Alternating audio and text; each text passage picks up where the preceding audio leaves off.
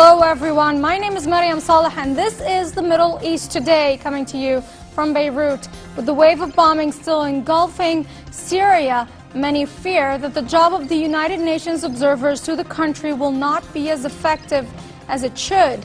The UN peacekeeping chief, Hervé Latsous, has accused both the government and armed groups in Syria of violating the UN Arab League peace plan. But was Mr. Kofi Annan's plan dead upon arrival, as some have called it? Now, to get more on this issue, I am joined by Mr. Hisham Jabir, retired Lebanese Army general and also strategy expert. He's joining me here in the studio. We're also joined by Mr. Talib Ibrahim, political analyst from Damascus.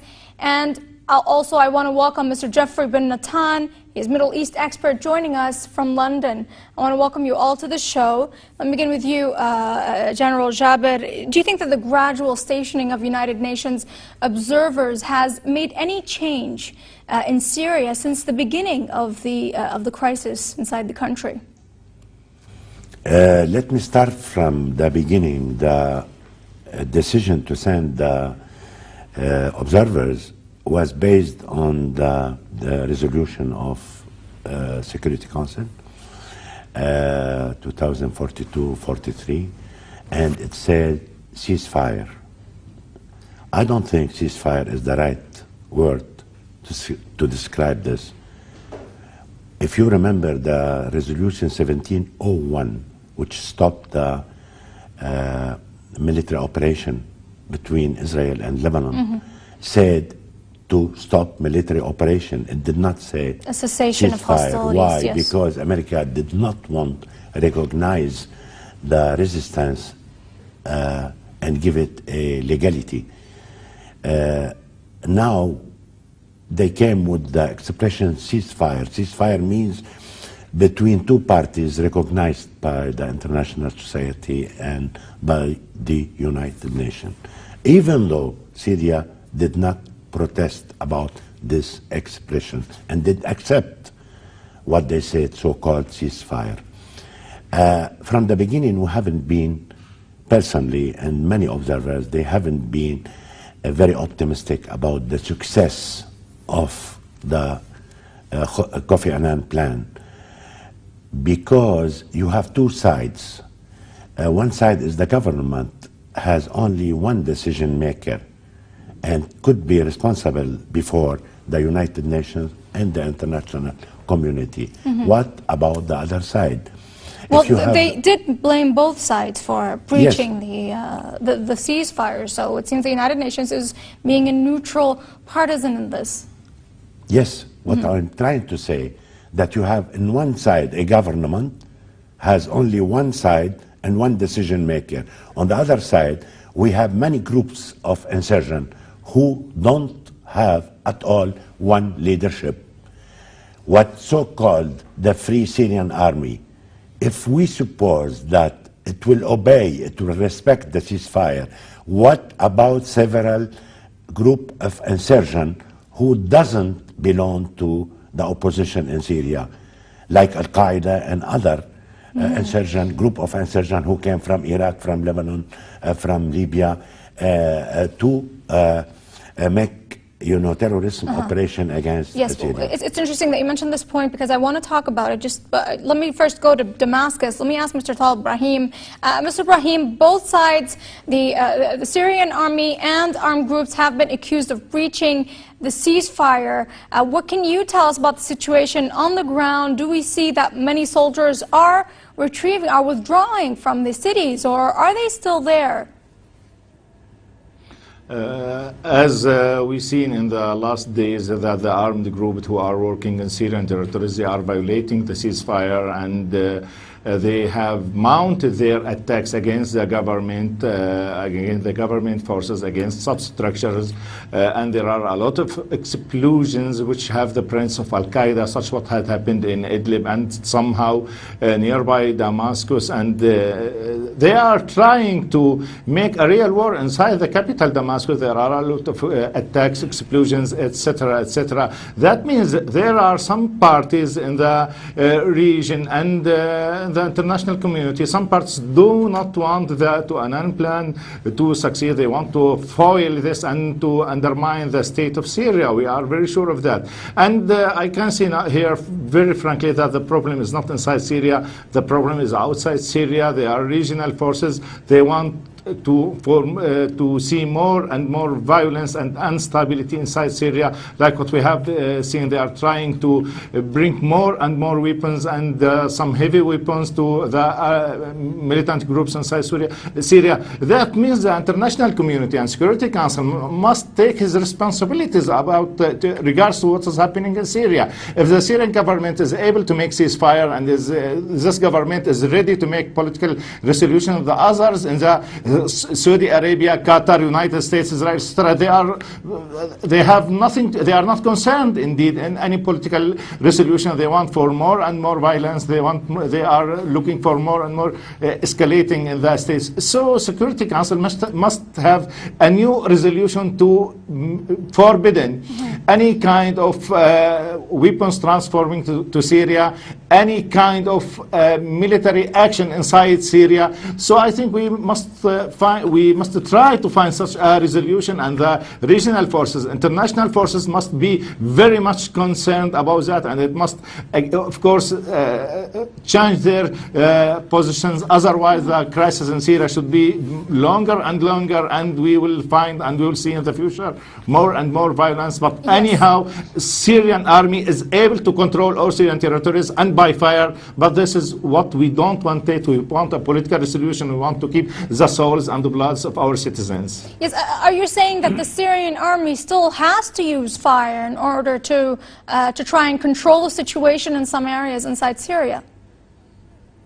Yes, Syrian army is very much able to control the situation, and he's trying to avoid any war because the enemy is not inside Syria. The enemy is not even those militants. The real enemy to Syrian army and to Syrian state is Israel. These groups are working as a criminals, and I think they cannot make any problem to the state. The problem is in the others who are supporting, who are financing, who are by media, etc., providing more and more support to these groups. If the others outside Syria will stop from supporting them, from backing all the operations inside Syria, I think the political resolution, we can reach it very, very easily. Anyhow, I am sure of the ability of Syrian security forces and Syrian army to control all the lands of the state, especially except some areas in the borders. And the borders, if you want to control borders, you have two sides, like the borders of Lebanon. Lebanese army must make procedures. Syrian army will make procedures. Bilateral procedures will be able to prevent any military transfer. Otherwise, the problem in Syria will have some more and more time, but at the end we can make complete control. Yes, thank you. Let me go to Mr.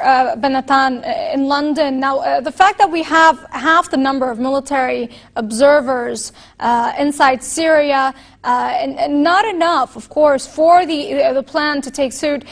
Do you think that many United Nations members, especially the West and the United States, have raised concerns, especially with the wave of bombings taking place, that there is an al-Qaeda threat that could threaten their troops and their observers inside the country? Well, Mariam, I really don't know too much about the detail of whether al-Qaeda is involved. But people here in the West are absolutely alarmed at the loss of innocent civilian life in many of the cities in Syria. And the hope was that 300 the United Nations observers would make a very big difference. And in any of these situations, it's almost impossible to say who started, who was the first, and so on. One side is always going to blame the other. And we need the glare of publicity, which is probably the only factor that will stop the violence. And that publicity will come from the reports of the United Nations observers. Yes, the point that I want to make is that the observers inside Syria are still not enough.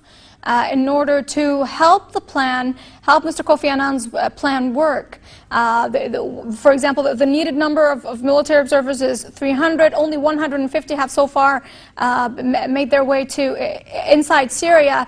And many United Nations members have not provided enough observers. Why do you think that is? Do you think they are concerned? Do you think that they don't want to have themselves under fire inside that country and prefer to be working perhaps politically outside?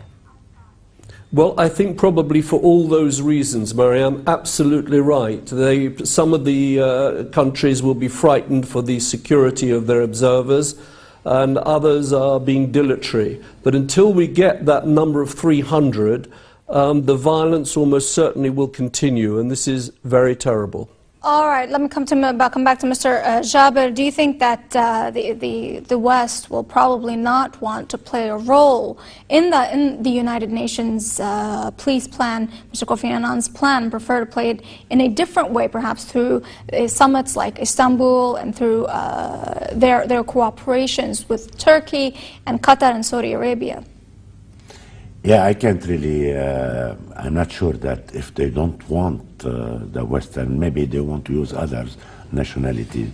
But the mission is very critical, it's very dangerous, and in my opinion, it's not a matter of number, if they are 300 or 600 or 1,000. The important thing is the goodwill, if really want the goodwill. Second, and the mission, and their mission when they send them, there is controversy about it and paradox.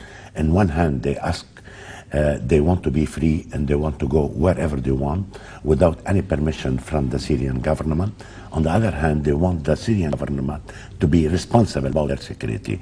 They are working in a very dangerous area and their mission is very critical.